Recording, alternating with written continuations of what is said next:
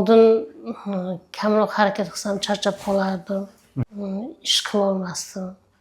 Nafasim qisib ko'p yurolmasdim. Keyin o'zimizda lechni oldik. 22-yil 8 kurs lechini oldim 3 oy davomida. Foyda qilmadi. Ukol ta'siri ketgandan keyin yana shu nafas qisish bo'ldi. Oldin deksametazon ko'p olarmidingiz? Ha, har ukolda shu deksametazon olgandim. Efinin, deksametazon. Keyin kaplalarga qo'shib qilardi. Necha kun qilardi? 10 kun. Oxirgi marta shu lechini olganimda 10 kun yotdimda. Больницada yotib lechini oldim. Undan oldin ham deksametazon olgandim. Gormonal dori bo'lganini bilasiz-a uni? Uni nojo'ya ta'sirlarini, sahrni diabetga olib kelishini.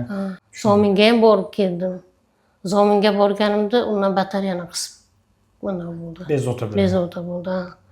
Tuz chang xonasi bor ekan, shu yerga kirib chiqdik. Chiqqancha undan battar nafas qisilib qoldi-da. Keyin bu yerda ochratga turdik, Gorbansada.